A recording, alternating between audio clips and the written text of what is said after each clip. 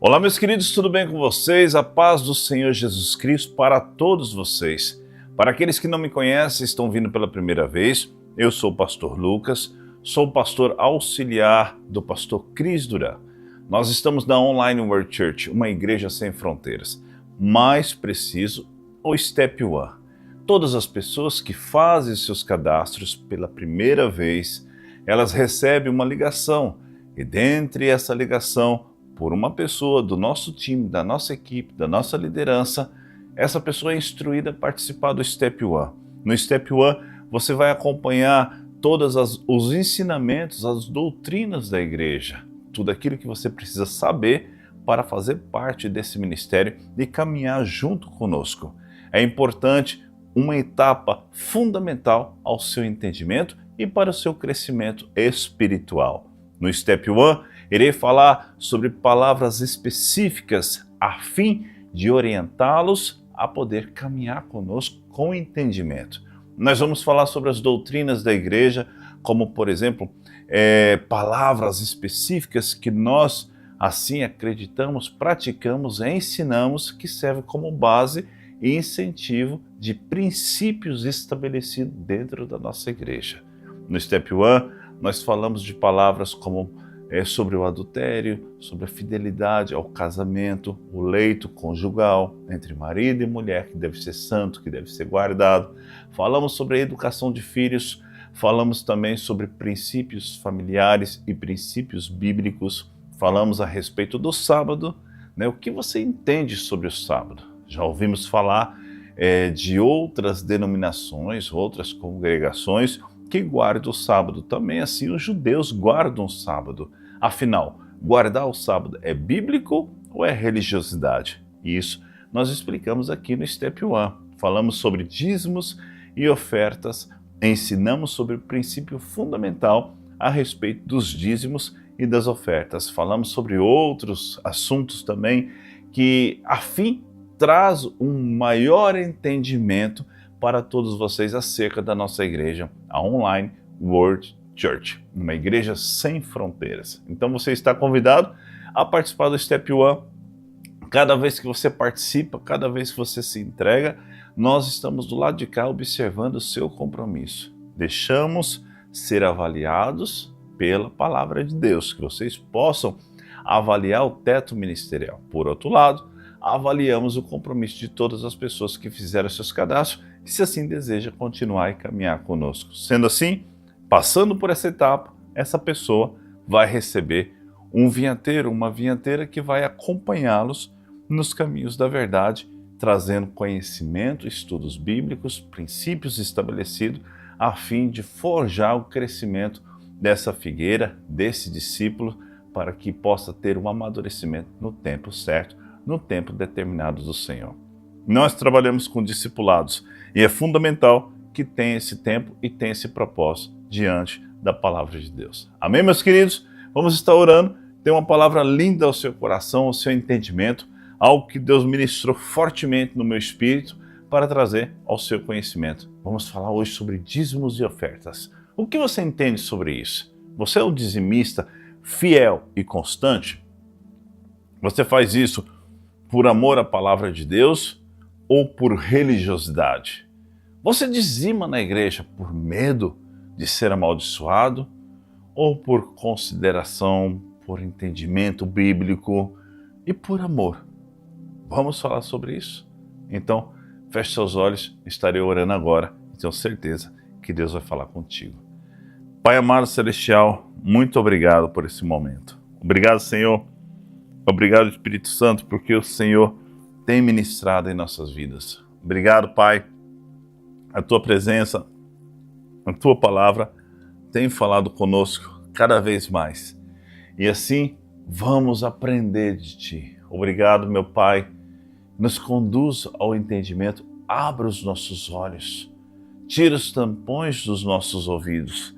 E que a graça do Senhor seja derramada sobre minha vida, para que eu possa ministrar na vida dos meus irmãos, em nome de Jesus Cristo. Amém.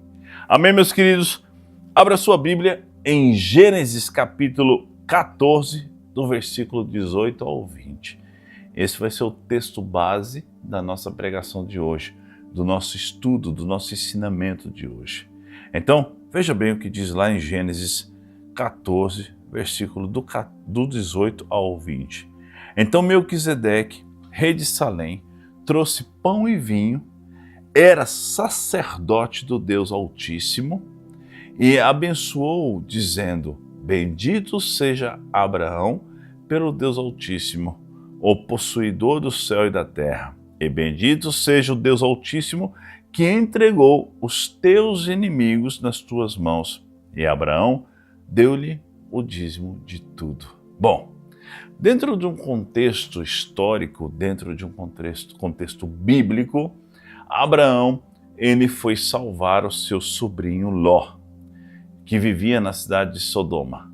E o que aconteceu? Que os reis de Sodoma entraram em guerra contra Quedorlaomer e outros reis. E houve essa batalha, e dentro dessa batalha, Sodoma perdeu. E o sobrinho de Abraão, Ló, foi capturado com os outros habitantes da cidade.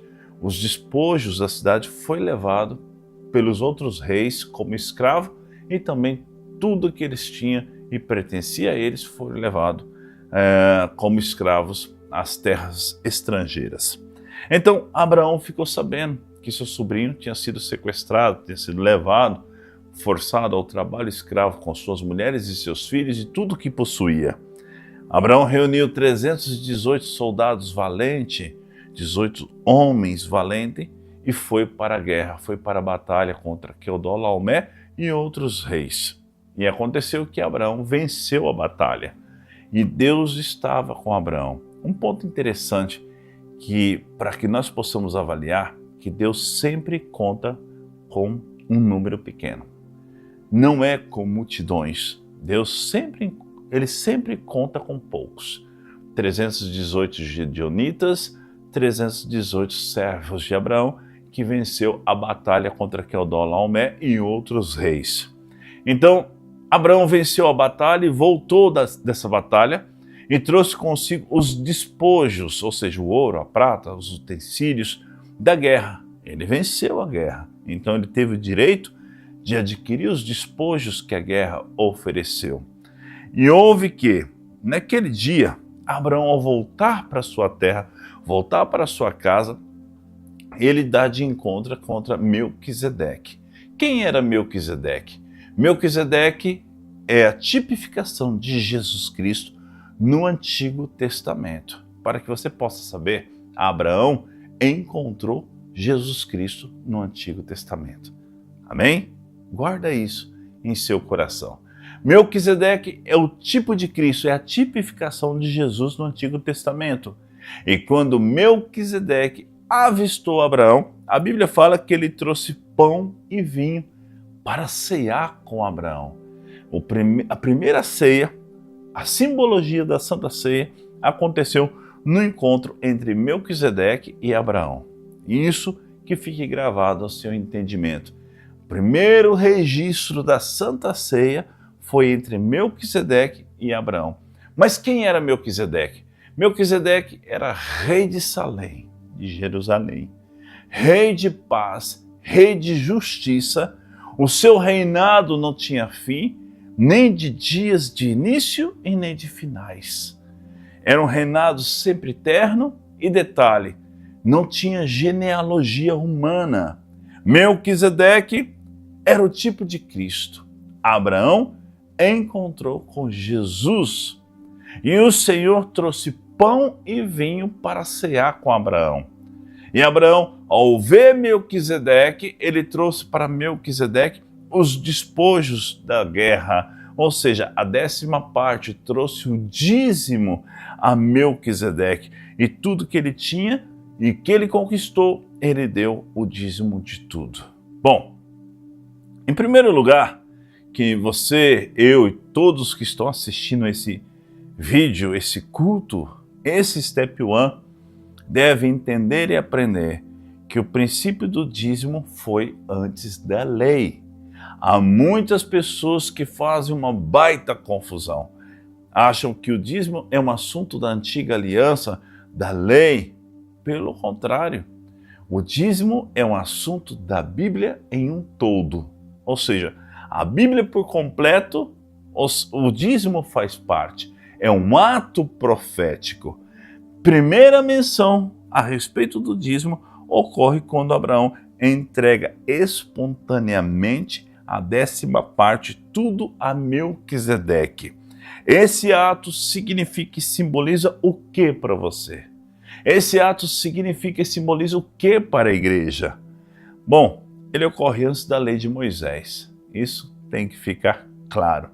Demonstrando que o dízimo não era um assunto, mas sim uma prática limitada da antiga aliança, uma prática profética que mais tarde seria visto com bons olhos por toda a igreja. Um ato profético que foi lembrado no livro de Hebreus, no Novo Testamento. Melquisedeque aparece como uma figura sacerdotal e messiânica. Bom, em Hebreus capítulo 7, versículo do 1 ao 3, indica que o dízimo tem uma dimensão espiritual maior que uma simples transação econômica, vamos dizer dessa forma.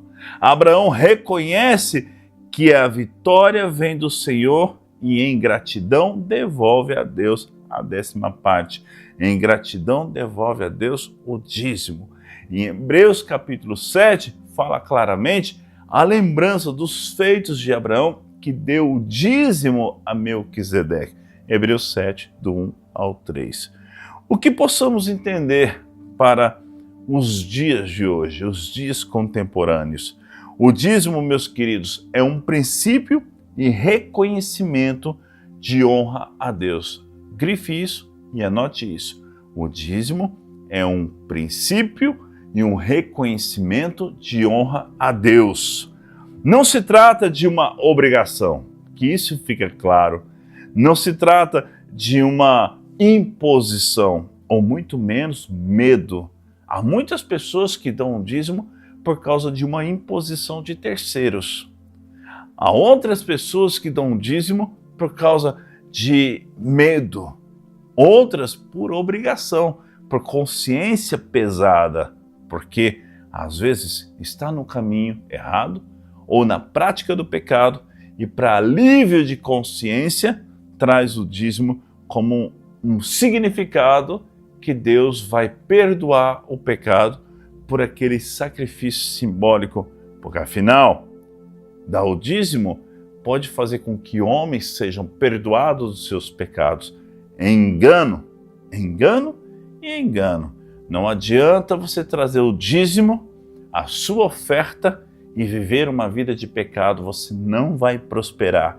Não adianta você trazer o dízimo e sua oferta ou querer dar testemunha a respeito do dízimo se tu és um adúltero, se tu és um fornicador, se tu és um mentiroso, se tu és um avarento, se tu és um idólatra. É necessário romper toda a idolatria, é necessário romper toda a aliança com a idolatria, com a pornografia, com o adultério, com a mentira, com o engano, viver uma vida íntegra, honesta, de santidade, para que quando assim você for dizimar e ofertar, você dizima com consciência limpa, sem pesar. Quando você for dizimar e ofertar, não será por medo, por obrigação ou muito menos por imposições de outros. Pelo contrário, será por amor e reconhecimento à palavra de Deus e sabendo que Deus é justo e age por justiça.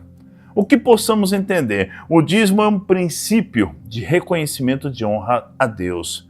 Não se trata de uma obrigação legalista, mas de um ato de fé e gratidão pelo sustento e provisão divina.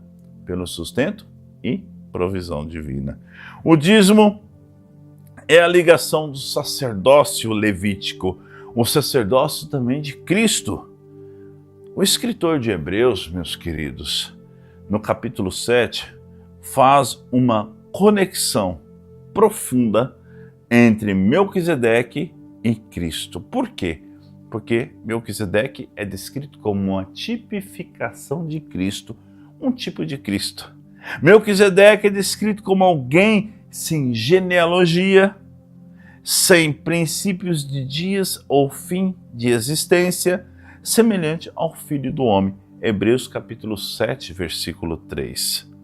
O dízimo de Abraão a Melquisedeque simboliza a superioridade do sacerdócio de Cristo em relação ao sacerdócio levítico. O que isso significa? A superioridade de Jesus Cristo a Abraão.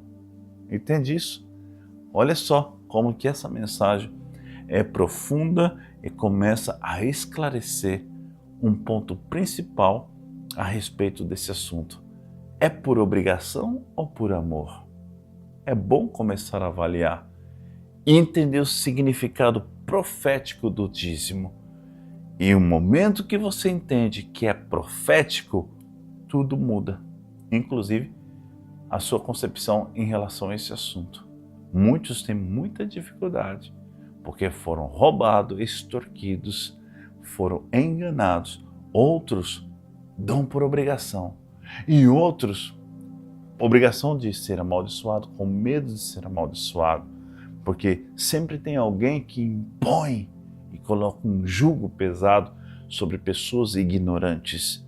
Mas quando você entende o significado maravilhoso dos dízimos, que é a bênção de Deus e a contribuição para o reino de Deus, e é com alegria e não com pesar, quando você entende esse encontro de Abraão e Melquisedeque, tudo muda. A tua visão vai mudar, como mudou também a minha. Hoje, ao dizimarmos, estamos reconhecendo que Cristo é o nosso sumo sacerdote, aquele que intercede por nós e que é digno de toda a honra. O dízimo não é apenas, meus queridos, um apoio de uma estrutura eclesiástica, mas é um testemunho de que pertencemos a um reino superior, de que pertencemos a um reino espiritual superior. O dízimo, muitos argumentam que o dízimo era apenas uma ordenança da lei, mas Jesus confirmou essa prática. Em Hebreus também foi confirmado por Paulo e Timóteo essa prática, e Jesus confirmou essa prática. Mateus capítulo 23, versículo 23. Abra sua Bíblia. Mateus 23, versículo 23.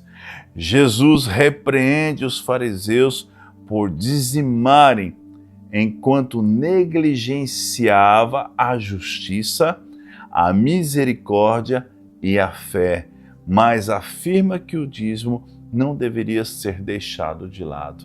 Lá em Mateus, fala claramente que os fariseus dizimavam do dízimo da hortelã e do coentro, do cominho, e eles eram, como prática religiosa, eram fiéis a essa prática. Entretanto, não tinha sobre eles justiça, lealdade, honestidade, amor. Não tinha sobre eles fé, ou muito menos misericórdia. E Jesus exorta a hipocrisia dos fariseus. Não é diferente nos dias de hoje. Há muitas pessoas que dizimam, acham que vai para o céu. Há muitas pessoas, se ficarem sem dizimar, é como se cometesse um pecado terrível. Há muitas pessoas que entendem que o dízimo vai pagar pelos seus pecados. É errado esse entendimento. É errado também ter entendimento do medo. Se você não dizimar, você vai ser amaldiçoado. É óbvio que, se tudo que você fizer de acordo com a palavra de Deus, os mandamentos do Senhor, e você não trazer o dízimo e sua oferta, primeiro, ou tu é avarento, ou segundo, ou tu tem medo do amanhã. E o medo, o amor a Deus lança fora todo medo. Quando a pessoa tem medo, prova que ela pouco ama a Deus. Mas por detrás dessas duas práticas errôneas, mostra também que a pessoa que não dizima está roubando a Deus, como diz lá em Malaquias capítulo 3, versículo do 10 em diante, que fala que a tribo de Levi roubava a Deus nos dízimos e nas ofertas. A tribo de Levi, eles foram constituídas a cuidar do templo, a cuidar do ministério sacerdotal. Entretanto, com o passar do tempo, eles se desviaram do reto caminho. Não podemos esquecer de Eli, quando assim tinha debaixo da sua tutela Ofni e Finéias, seus filhos, quando o povo trazia os dízimos, os despojos, os grãos, os animais no templo para sustentar o sacerdote, e era uma simbologia da festa dos tabernáculos. O que acontecia? Os filhos de Eli, eles roubavam dentro do templo, eles tiravam a melhor parte da comida, a gordura que era proibida por Deus, que deveria ser queimada até o fim, porque é a simbologia do pecado. E eles se prostituíam com as sacerdotisas dentro do templo. E Eli era conivente com isso. Eli é a tipificação de um pastor morno que vê os seus filhos fazendo o que quer e não corrige. É a tipificação de um pastor que não tem controle da sua casa, cuja sua casa é uma bagunça. É a tipificação de um pastor que já viu de tudo, que já conhece tudo, e a mornidão entrou dentro da igreja e ele permite com que a heresia se instaure dentro da igreja. Eli é a tipificação de muitos pastores hoje no Brasil que têm grandes denominações e acham que são deuses e governantes sobre as suas igrejas e sobre as suas cidades, cujo assim Deus olha para eles e chama de mortos vivos. São pastores que vê a falha de Ofni e Finéias e não fazem nada. Por isso que hoje a gente vê escândalos e mais escândalos de igrejas, denominações grandes, cujos irmãos brigam entre eles por causa de quê? Do dinheiro. E ali coloca em quê? Em crédito toda a obra realizada em função do reino de Deus. Tudo aquilo que foi plantado na vida das pessoas, tudo vem por água abaixo por causa de ambição de filhos mimados, Ofni e Finéias, que dão um péssimo testemunho, e Eli não fala nada, só espera o momento da sua morte, porque está um idoso balançar para frente e para trás, esperando a morte, sem nenhuma expectativa de vida em sua cadeira. Mas quando Eli soube que a Arca da Aliança foi roubada pelos filisteus, ele cai e quebra o pescoço, pois esse é o final desses pastores mortos-vivos, mornos, que não agem e que brincam de ser líderes na igreja, permitindo que seus filhos se prostituem dentro dos templos. Por isso que há muitos ladrões que deixam passar fome a viúva e o órfão. Por isso que muitos se corrompem por causa dos dízimos e das ofertas. Mas não podemos generalizar. Há muitos homens sérios, há muitos profetas sérios. Há 7.000 que não se prostrou diante de Baal. Há um remanescente que não vai se conformar com esse sistema. E em Mateus, Jesus foi o primeiro a dizer e a repreender os fariseus que dizimavam da hortelã, do cominho, do coentro, e assim eles não tinham a justiça consigo, muito menos a misericórdia ou muito menos a fé, mas tinha a prática de dizimar e ofertar constantemente.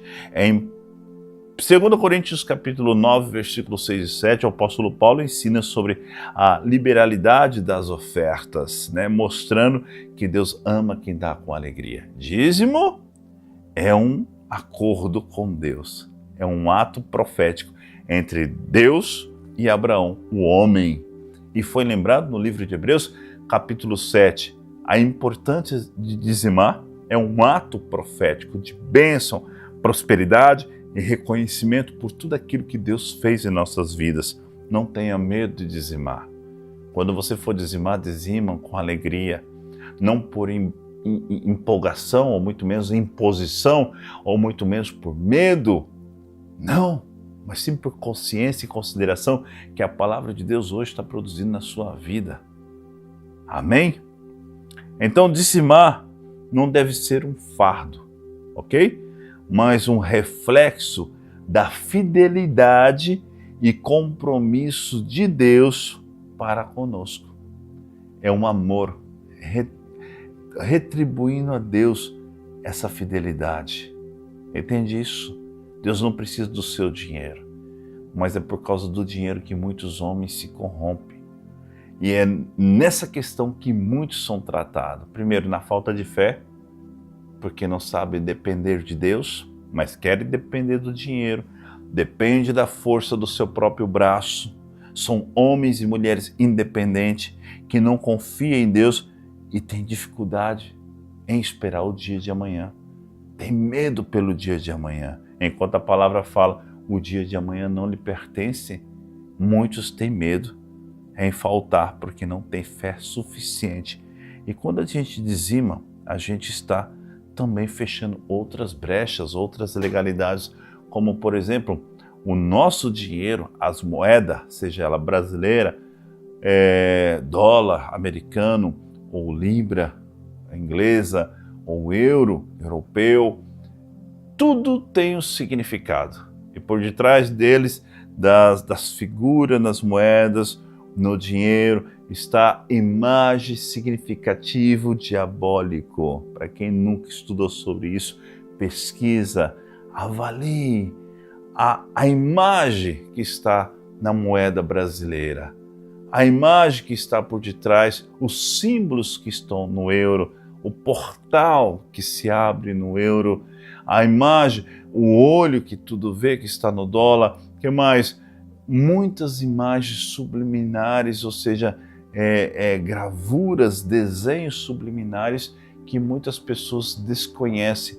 Eu, em particular, já fui a fundo em estudo e pesquisa sobre o assunto, né, e trouxe na minha vinha para os meus discípulos significado detalhe por detalhe sobre o dólar, sobre o real, sobre o euro, e nós ficamos até mesmo assim admirados com tanta astúcia do inimigo a conduzir as pessoas ao engano, mas de uma forma sutil.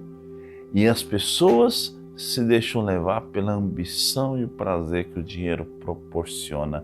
Por isso que a Bíblia fala que um dos males é o dinheiro. E existe uma maldição, por isso que pessoas matam, por isso que pessoas ferem, por isso que pessoas roubam, enganam por causa do dinheiro. A ambição está por detrás disso. Então, Mamon está por detrás disso. Moloque está por detrás disso. Então, é necessário ter conhecimento para que você não seja pego de surpresa e, principalmente, não cair no engano, que é a falsidade que o mundo, ou seja, a mentira, a luxúria e o prazer pode lhe apresentar. E nada melhor do que você trazer o seu dízimo e sua oferta para quebrar a maldição que o dinheiro proporciona, como um ato profético, trazer à casa do Senhor e dizer: Senhor, eu não dependo do dinheiro, eu dependo de Ti. Então, Deus vai lhe dar as condições necessárias para que você seja um bom administrador. O dízimo é a provisão da casa do Senhor. Entenda isso. Em Malaquias capítulo 3, versículo 10, nos ensina que o dízimo sustenta a casa do Senhor. Trazei todos os dízimos à casa do tesouro, para que haja mantimento na minha casa, e depois fazei prova de mim nisto. Diz o Senhor dos Exércitos: se não vos abrir as janelas do céu e não derramar sobre vós uma bênção tal, que dela vos advenha a maior abastança. O que significa isso? Que você, quando é dizimista fiel, vive em santidade, não vive na prática do adultério, porque há muitos dizimistas que estão dizimando e fazendo palestras e dando testemunho, mas são baita ladrões, baita corruptos, adúlteros, fornicadores, e esses pastores, vamos se dizer assim, permite que esses sobem no púlpito para dar mensagem e trazer testemunho da sua prosperidade.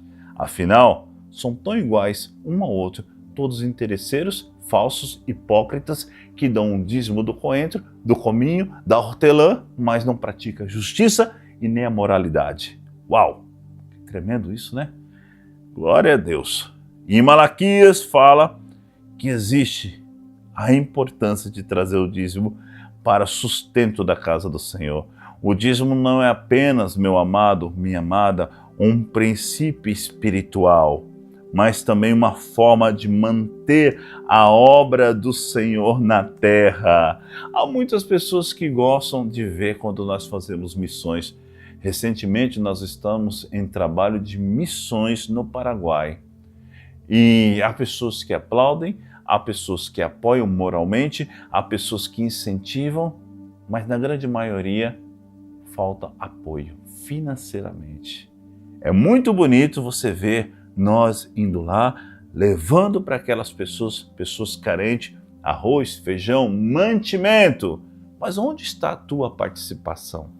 Sendo tu parte da igreja, principalmente os da casa, por que muitos roubam o Senhor? Sendo que há homens honestos a administrar os dízimos e as ofertas. Sendo que nós aqui, por exemplo, como pastores, já fizemos prova do valor e da honestidade.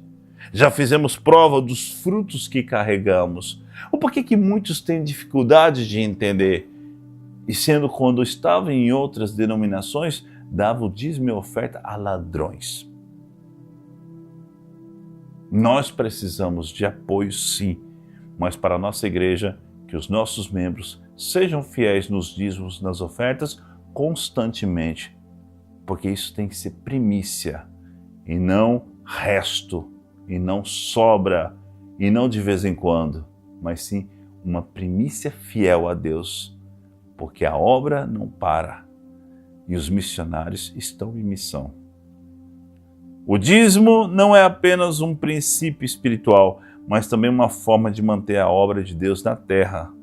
Quando os filhos de Deus são fiéis, a igreja tem recurso para evangelizar, para ajudar os necessitados, para expandir o reino. Quando os filhos de Deus são infiéis, são ladrões que roubam o Senhor na cara larga, porque recebe muito. Aqui nessa igreja recebe estudo, recebe discipulado, recebe vinha, recebe cuidado, recebe amor, incentivo, ensino, recebem. E por que não ser fiel? Não? O que tem medo? Então não tem desculpa para os membros dessa igreja. Ou são fiéis ou são ladrões. E sendo ladrão, os ladrões não serão abençoados, somente os fiéis. Muitos cristãos querem ver igrejas estruturadas, querem ver missões avançando e projetos sociais crescendo, mas não compreende que a sua fidelidade nos dízimos e nas ofertas é um dos meios pelos quais Deus age para suprir a necessidade dos necessitados. Isso é sério. É sério e de muita responsabilidade. O dízimo, meus queridos, traz uma conotação profética. A Bíblia nos ensina que onde há obediência ao princípio do dízimo, há também liberação de bênção e proteção financeira. Mas há algo mais profundo ainda.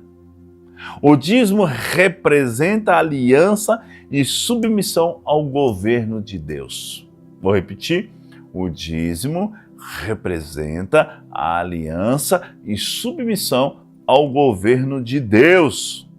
Assim como Abraão entregou o dízimo a Melquisedeque, reconhecendo a sua autoridade, quando nós dizimamos, estamos declarando que Deus é o dono de tudo que temos.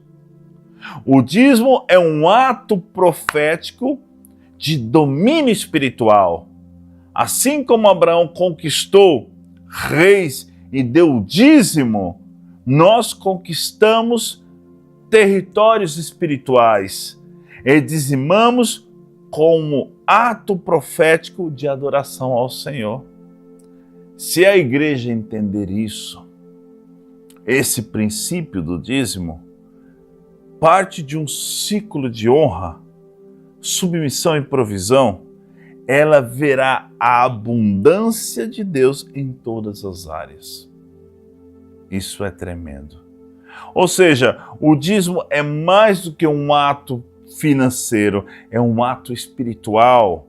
Assim como Abraão entregou o dízimo a Melquisedeque, nós entregamos a Cristo, nosso verdadeiro sumo sacerdote. Que mais? O dízimo existia antes da lei de Moisés e continua sendo um princípio de honra e gratidão a Deus. Jesus, nosso sacerdote, recebe nossa entrega, assim como Melquisedeque recebeu de Abraão.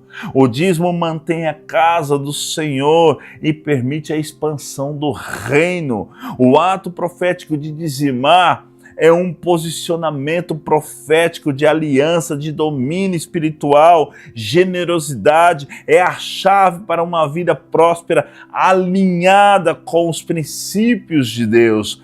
Se você é fiel dizimista e vive corretamente os princípios da palavra de Deus, guardando os mandamentos, então tu tem os direitos de ser próspero e inclusive colocar Deus à prova, porque o único ponto na Bíblia que tu podes colocar Deus à prova é sobre os dízimos, quando você traz a casa do tesouro. Senhor, eu tenho sido fiel dizimista, tenho sido fiel ofertante, eu tenho sido fiel com a minha esposa, fiel com meus filhos, fiel com o meu ministério, eu não murmuro. E Senhor, por favor, essa situação chegou até minha casa. Eu tenho sido dizimista, não me deixe passar apertos. O Senhor se encarregará de cuidar das suas dificuldades. Mas para isso, todas as áreas da sua vida devem estar ajustadas, ok? Então, você vê o dízimo de que forma? Como obrigação ou um privilégio de uma aliança? Eu vejo como um privilégio. Eu entrego com alegria. Como sua fidelidade... A pergunta é, como é a sua fidelidade em relação aos dízimos e às ofertas? Você reconhece o governo de Deus? Eis uma pergunta. Você já experimentou a provisão de Deus? Em resposta à sua fidelidade a Ele? Fidelidade financeira? Você tem sido fiel dizimista e fiel ofertante? Aqui na igreja, na UCI, todas as pessoas que iniciam o Step One, que é a primeira parada, antes de ser acompanhado, antes de ser discipulado, as pessoas fazem os seus cadastros, recebem uma ligação e ali são colocadas a participar do Step One. No Step One eu explico sobre todos os temas importantes que a igreja trata na vida de uma pessoa. E no Step One nós ensinamos sobre esses princípios. Quando a gente vê que essa pessoa é fiel, participativa no Step One, ela começa a ser acompanhada ou acompanhado por um vinhateiro, uma vinhateira dentro da igreja. Uma pessoa que vai instruir a um crescimento espiritual, vai estabelecer princípios, estudar junto à palavra de Deus, a falar do amor de Jesus, a ensinar essa pessoa a fazer um devocional, leitura da palavra, meditação, oração, jejum, estabelecer propósito. É um líder que vai te conduzir ao crescimento, mas primeiro tem que passar pelo Step One.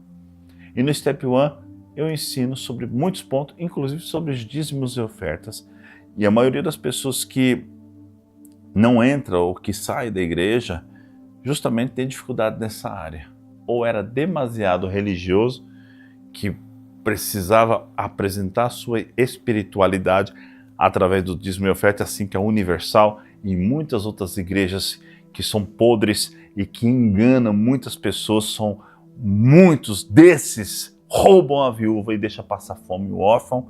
E há pessoas que vêm desses lugares habituadas a dizimar. E se não dizimam, se não ofertam, para eles estão em pecado, porque um jugo foi colocado sobre o corpo deles, assim como se coloca 2 balaios, um do lado, outro de outro, sobre uma mula, sobre um jegue, assim se coloca sobre esses que se dizem ser fiel, mas são ignorantes, conduzidos pela ignorância e por charlatanismo de charlatões. E errado. O dízimo tem que ser com alegria. É bíblico. O dízimo tem que ser com amor, tem que ter prazer. Mas quando a gente dizima, nós temos que saber que todas as áreas da nossa vida têm que estar correta. Um discípulo meu, ele falhou em uma determinada área, em palavrões, olha isso. E ele falou assim: Pastor Lucas, eu quero renunciar. A Bíblia nos ensina que nós não devemos ter palavras torpes nos nossos lábios. E eu renuncio porque eu tenho falado palavrões. E a partir de hoje eu não quero mais falar palavrões. Então, antes de trazer o meu dízimo, eu quero ser fiel em outras áreas também. Então ele renunciou, pediu perdão e trouxe o dízimo.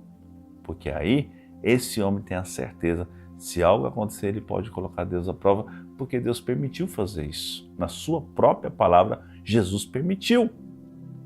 Me coloque à prova, me coloque à prova. Aonde você pode colocar o Senhor à prova? Quando você é fiel nos seus dízimos, nas suas ofertas. Mas não adianta ser infiel em outras áreas e não ter moral para isso. E quando nós dizimamos, nós devemos entender que estamos dando a Deus.